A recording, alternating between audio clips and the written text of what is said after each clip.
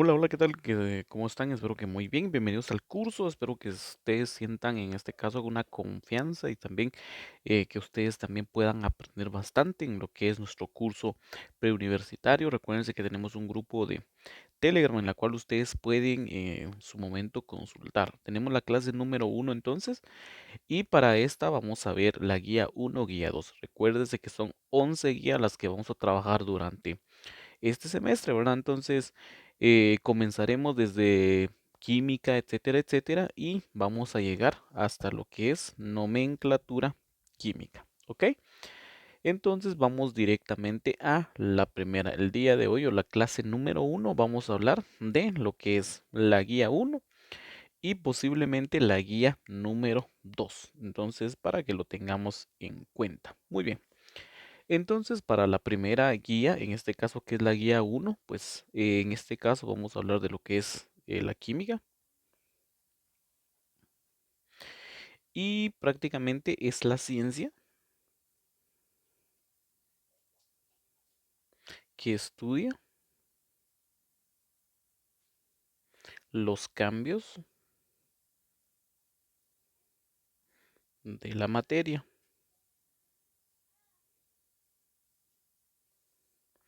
y la composición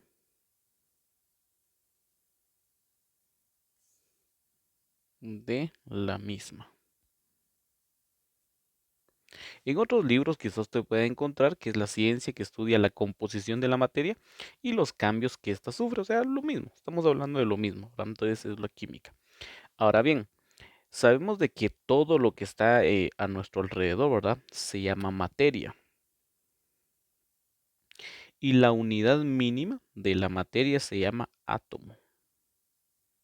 Recordemos que un átomo, en este caso, en su momento, vamos a colocar acá, tiene en este caso dos partes muy importantes, que es el núcleo, que contiene el protón, que contiene el neutrón, y en este caso acá, si ustedes se dan cuenta alrededor, tenemos en este caso algo que se llama nube electrónica. Todo este pedazo, ¿ve? Se llama nube electrónica.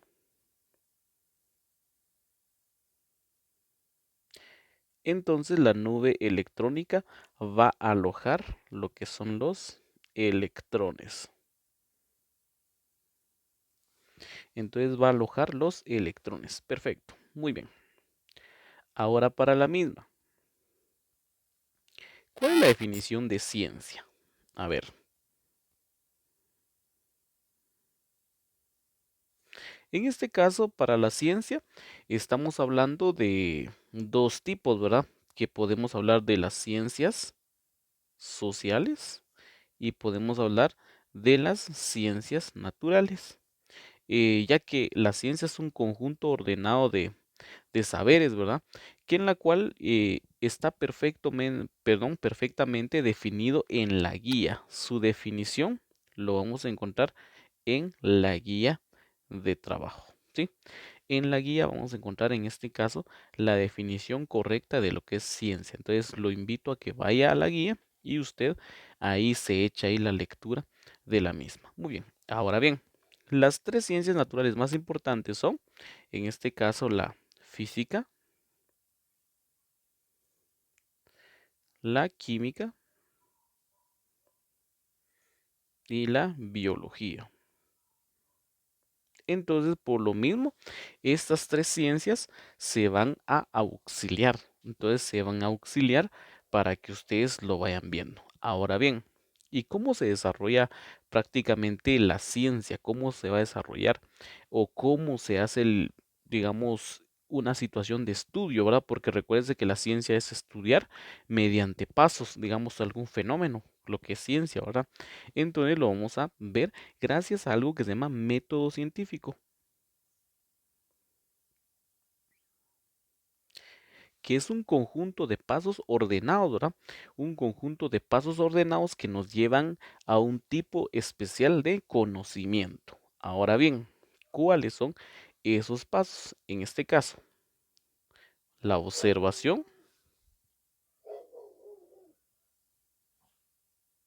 Entonces, la observación como primer paso.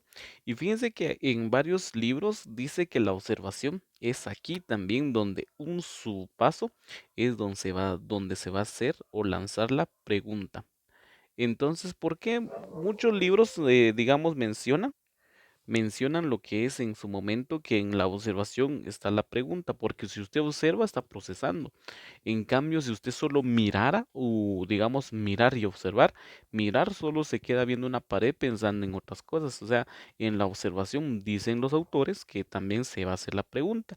Y si gusta usted, pues lo separa por paso, que primero la observación y ya hace la pregunta, porque la observación es detectar el fenómeno a través de los sentidos, ya sea el tacto, la lengua, la nariz, etcétera, ¿verdad? Porque usted está detectando prácticamente el fenómeno gracias a su sistema, digamos, sensitivo, ¿verdad? Entonces, o sea, los cinco sentidos, o seis, que si podríamos también hablar del equilibrio. Bueno, entonces, ahora bien, después de la observación, usted dice la hipótesis. Entonces, la hipótesis es la posible respuesta al fenómeno que usted indicó. Ahora, la posible respuesta. Ahora bien, usted realiza algo que se llama documentación y la documentación nada más, nada menos es la investigación, ¿verdad? Usted se va al libro, Google, Wikipedia, Rincón del Vago, etcétera. Entonces hace la documentación, o sea, usted está leyendo, ¿verdad? Usted está leyendo la misma. Ahora bien, está investigando, etcétera. Cuando usted ya investigó, usted ya, un paso muy importante es la experimentación. Usted realiza la experimentación. Ok, después de la experimentación, usted ya experimentó, o sea, lleva al campo de estudio real lo que usted había observado, lo que usted había predicho con la hipótesis y lo que es la investigación. Usted, en este caso, hace, en este caso, la prueba, ¿verdad? Ok, ahora bien, ya que hizo la prueba, usted se va a su análisis de datos. Por ejemplo, una de las herramientas de acá, por ejemplo, podemos hablar de Excel, ¿verdad? O podemos hablar de Power, en este caso BI, por ejemplo, para hacer los análisis y todo. Solo son ejemplos, ¿sí? No es que vengan en el examen. Herramienta, no. Solo es un ejemplo. ¿Y para qué análisis de datos? Porque recuerde que usted investiga números, si es lo correcto lo que experimentó, los apuntes que usted está tomando de la experimentación se llama análisis de datos, porque usted está analizando, está concatenando información, está analizando, por ejemplo, alguna situación con estadística gracias al Excel, Power BI o Tableau, lo que usted utilice. ¿De acuerdo? Ahora bien, después del análisis de datos, en este caso, usted va a hacer, en este caso, la confirmación, en este caso, de la hipótesis. Entonces, para la misma, y esa aceptación de la hipótesis que usted había indicado, se llama validación de hipótesis.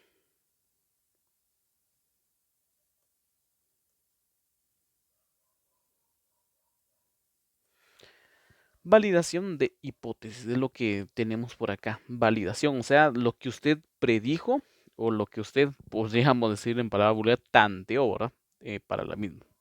Ok, entonces ya con esto ya dicho e indicado, ¿verdad? Entonces ya tenemos el asunto de validación de hipótesis. Ahora bien, ya cuando usted validó, usted realiza, en este caso, algo muy importante que es la conclusión. Y la conclusión puede ser de dos tipos. Puede ser que sea una teoría o puede ser que sea una ley. Entonces, ¿qué es una teoría, verdad? Entonces, teóricamente dice en este caso, ley, una relación lógica entre dos o más cosas que se basan en una variedad de hechos e hipótesis probadas. Suelen ser, digamos, enunciados matemáticos de cómo dos o más cantidades se relacionan entre ellas. Entonces, esto ya tiene una comprobación matemática. Entonces, en todos los ámbitos dados, por ejemplo, la ley de gravitación, porque hay gravedad en el espacio, hay gravedad aquí en la Tierra, etcétera, etcétera, etcétera, ¿verdad? Entonces, para que lo tengamos en cuenta. Ahora bien, ¿Qué es una teoría? En este caso, teoría es una explicación de por qué ciertas leyes y hechos existentes pueden ser probadas para determinar su exactitud. En este caso, para la misma, la fuerza de una teoría, imagínense ustedes que realmente es para como que decir que es falso, ¿verdad? O sea, como que contradecirle. Entonces, y la cosa es que en este caso no es válido en todos los medios. ¿Cómo así, profesor? Entonces, imagínense que la teoría, como hablando de la teoría de la evolución, o de la relatividad, no tenemos una comprobación matemática al 100% que nos diga que es válido en todos los ámbitos. O la de la evolución, ¿verdad? Que diga que, sí, realmente, entonces venimos de un ancestro en común con lo que son los monos, ¿verdad? Por decirlo así. Entonces, no es válido, digamos, en todos los ámbitos dados, más sin embargo ya fueron comprobados. Entonces, y tenemos una fuerza de, digamos, alguna predicción que lo puede falsificar. Entonces, en cambio, la ley, en este caso no, es válido en todos los, digamos, en todos los eventos, ¿verdad? Y ya está, digamos, matemáticamente demostrado. Entonces, lo que es ley, ¿de acuerdo? Entonces, esa es la diferencia entre teoría y ley. Ahora bien, como último y muy importante, que es muy, muy, muy importante, es la nueva pregunta. Entonces, la nueva pregunta es muy esencial. La nueva pregunta. ¿Por qué razón? Porque si en este caso, cuando se creó, por ejemplo, el teléfono, se hizo una observación de que la gente, en este caso, le costaba comunicarse. Entonces, para la misma, vinieron las personas y pues colocaron hipótesis, ¿verdad? De cómo ellos se iban a comunicar de lejos, ¿verdad? Documentaron, vieron las leyes de señales, senos, cosenos, etcétera.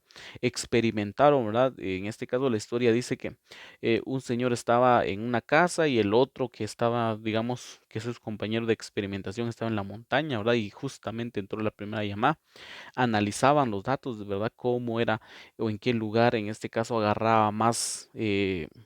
Digamos, mejor, era mejor la voz, en este caso para la misma, y las situaciones de matemáticas y todo, ¿verdad? Para el estudio de la misma, validaron la hipótesis que habían indicado antes y dieron ya sea una teoría o ley, ¿verdad?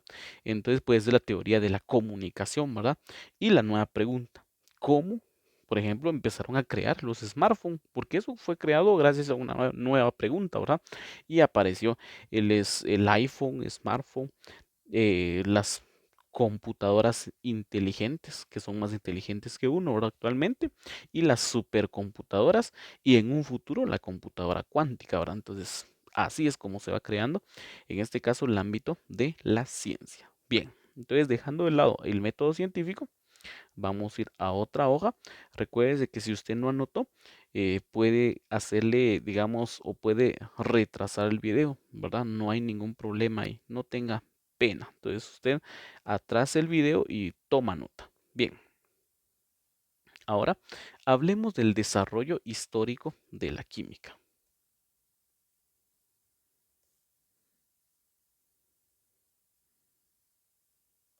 Fíjense que en el desarrollo histórico de lo que es la química, vamos a iniciar con algo que se descubrió, ¿verdad?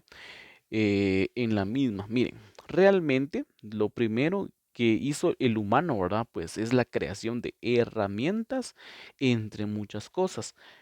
Pero la misma siempre fue destacándose por la inteligencia que tiene, por la belleza. Entonces, uno de los primeros, o sea, dedicó bastante a los metales.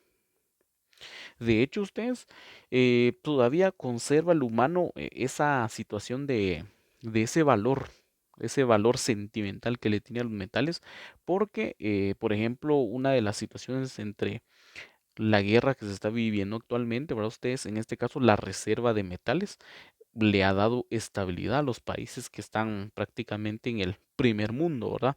Entonces, la reserva de metales y conductores, etcétera, etcétera. Entonces, tiene que ver mucho la química en ello, ¿verdad? Ustedes. Entonces, ahora bien, sigamos. En este caso, El primer metal que se descubrió, en este caso aproximadamente 4000 años antes de Cristo, fue el oro y su símbolo atómico es Au, ¿verdad? Fue el primero que se descubrió. El segundo fue la plata, ¿verdad? Ustedes, plata. Y en este caso fue Ag. Aproximadamente la plata se descubrió en 2500 antes de Cristo, aproximadamente, no es un dato real, ¿verdad? Que se diga y tal, fue datado en tal, entonces es un dato aproximado. Ahora bien, 3. Fíjense que después se descubrió lo que es el bronce. Ahora bien, pero el bronce no es un metal en sí, sino que es un conjunto de metales. A veces tiene en este caso cobre, zinc y en este caso para la misma estaño. Entonces es un conjunto de metales, lo que es el bronce. Entonces para la misma puede tener esos tres metales. A veces puede solo ser cobre zinc, zinc estaño. Entonces, pero se puede hacer con esos tres metales que ustedes ven ahí. Entonces bronce no es un metal en sí, sino que es una aleación de metales. Entonces vamos a colocar acá aleación. Ok, o sea, mezcla de metales, ¿no? Bien. Entonces, después de esto se descubrió hasta en el cuarto puesto lo que es en este caso el hierro y a partir de aquí se llamó la edad de hierro. Ahora, cuando hubo batallas, digamos, con esos soldados que eran, digamos, tenían sus defensas de hierro, ¿verdad? Entonces, para que lo tengamos en cuenta. Ahora bien, vean, oro, plata, bronce. Entonces, imagínense, por ejemplo, acaba de pasar el mundial, ¿verdad? Entonces, Argentina, por ejemplo, lo premiaron con oro, a Francia, plata, ¿verdad? Y en este caso, Croacia, bronce. ¿Pero por qué razón? Porque el ser humano, pues, de por sí ha tenido un sentimiento a lo largo de la historia. Por ejemplo, un carro antiguo va a valer mucho, ¿verdad? Entonces, porque el hombre tiene un valor sentimental hacia las cosas antiguas. De hecho, por ejemplo, una moto Yamaha, si ustedes conocen el famoso DT175, ¿verdad? Es una moto viejita, pero el humano pues le tiene un valor sentimental que de hecho pues se va a comprar caro, ¿verdad?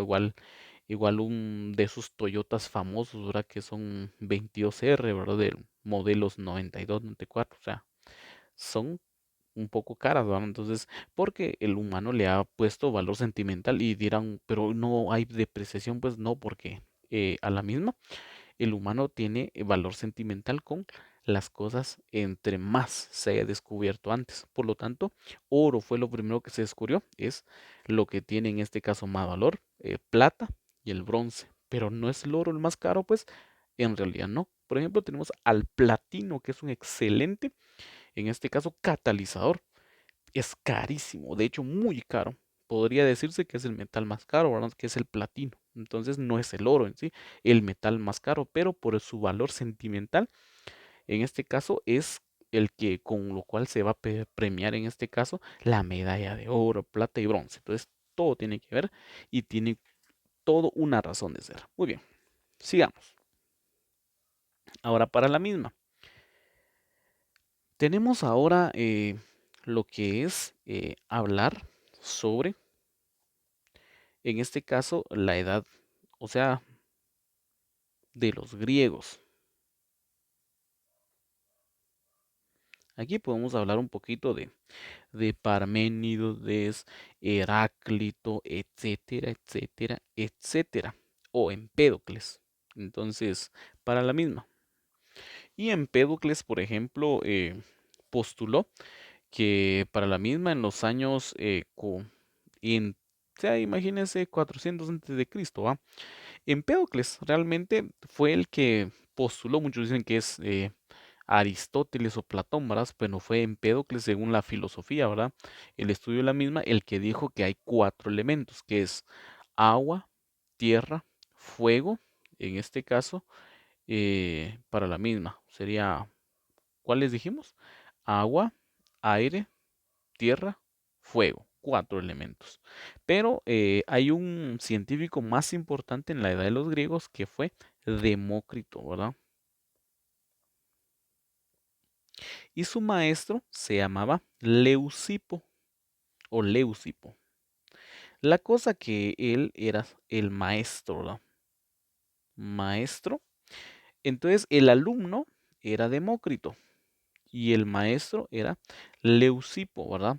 Entonces el estudiante o alumno y él es el maestro. La cosa es que en su trabajo ellos dijeron la primera palabra que tiene que ver con química, que dijeron la palabra átomo. O sea, estaban ellos experimentando, en este caso, cuál es la unidad más pequeña de la materia. ¿Cuál es la unidad más pequeña de la materia? Y dijeron en su idioma átomo, porque átomo es una palabra griega, ¿verdad? Una palabra griega en la cual esto significa que es indivisible, porque llegaron ellos a lo que estaban experimentando, un punto que ya no se podía dividir. Entonces, un punto en la cual ya no se puede dividir. En su momento no podemos decir, llegaron con sus instrumentos chiquitos en esa época que eran 400 años, aquí 400 años antes de Cristo, eh, para la misma. Entonces, indivisible ya no podían partir y eso se llamó átomo. Entonces, esa palabra que es átomo viene en este caso de una palabra griega, obviamente. En español significaría indivisible o impartible, ¿verdad? Ahora bien, después de los griegos vino la edad de la alquimia. Este era la edad de los magos, disque de los brujos y de lo místico. Justamente, por ejemplo, la película de Harry Potter se centra en esta época, ¿verdad? Que había varitas mágicas, etcétera, etcétera, ¿verdad? Pero realmente, si ustedes, o sea, si ustedes analizan esa época como la ignorancia de la gente que siempre va a existir, ¿verdad? Piensa, en este caso, pues que volaban, que esto y lo otro, que en este caso que sembraban sapos, que si los alquimistas lo que estaban haciendo es diseccionando. Por ejemplo, entre uno de los trabajos, Alexandro Volta, ¿verdad?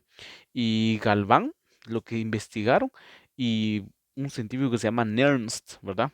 Por ejemplo, estaban experimentando con un sapo y en este caso, para la misma Nernst, pues vio que con electricidad, aunque ya la rana ya esté muerta, ¿va? En este caso, pues movía la pata.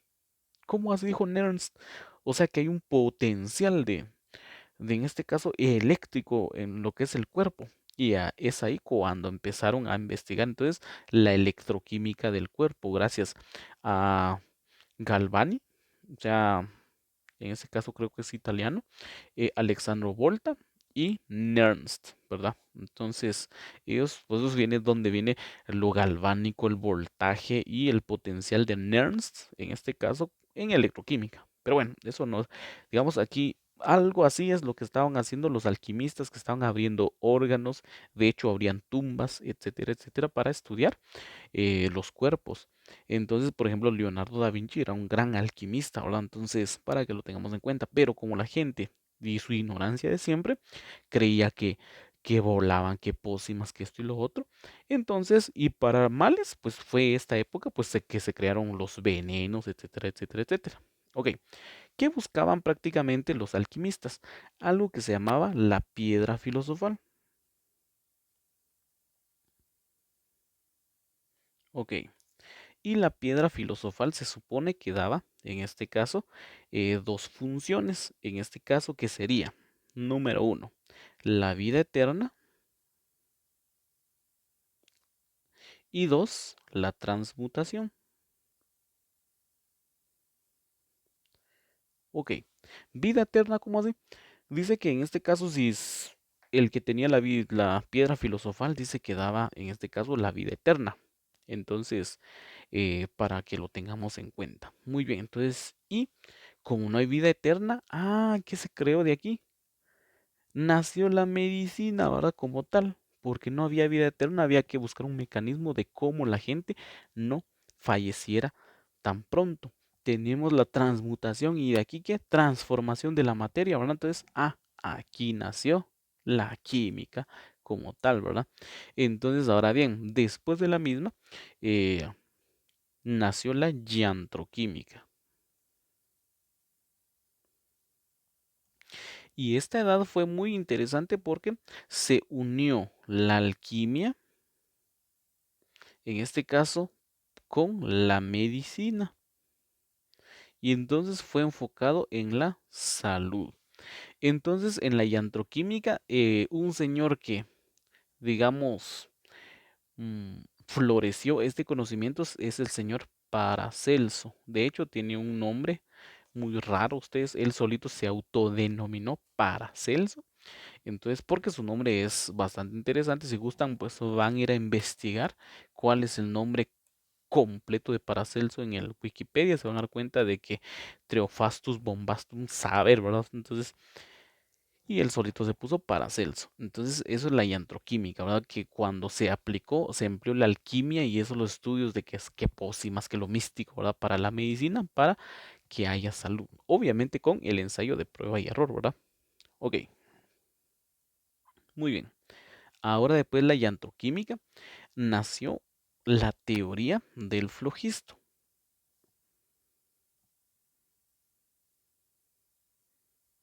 Entonces, antes se creía, ¿verdad?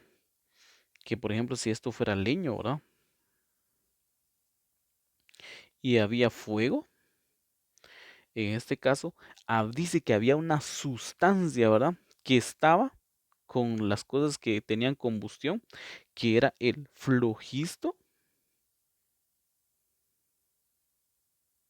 Entonces, que en la cual, como había flogisto en las cosas que se queman, dice que en este caso, estas desaparecen. O sea, las cosas en combustión desaparecen. ¿Cómo hace? Por ejemplo, la gente quemaba leña y como no había humo, o sea, había humo antes, después cuando veían al cielo ya no había nada.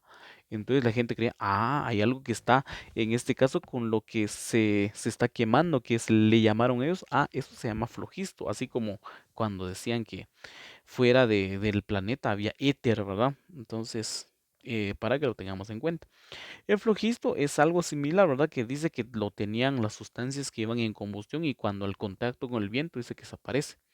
Entonces todos se preguntaban, ¿será eso cierto? Hasta que se refutó gracias a la química moderna.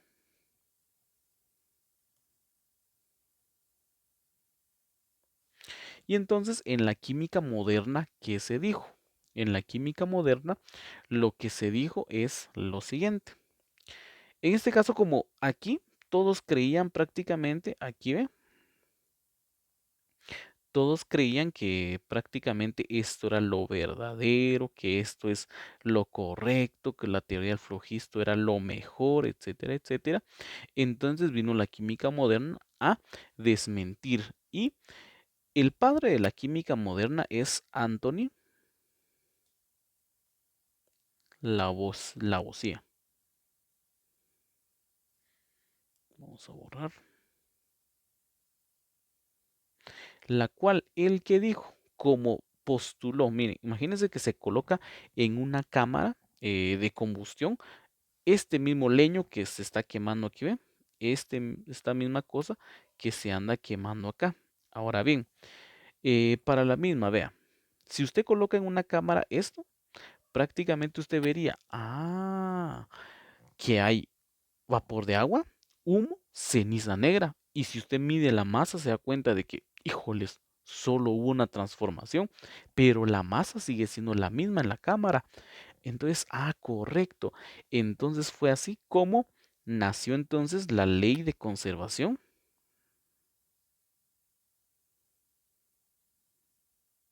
de la masa, la cual entonces dice, la masa no se crea ni se destruye,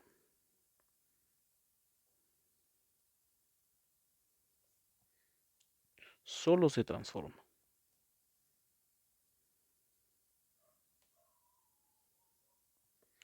Y por lo último, en este caso, quien le dio origen a las teorías, ya aquí quedó la historia de la química.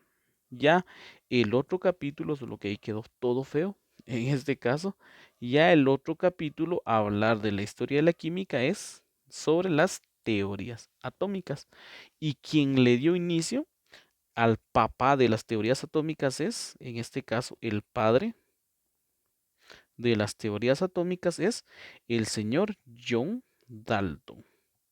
Y él tenía una enfermedad en la cual consistía en confundir los colores, de ahí vino la enfermedad del daltonismo.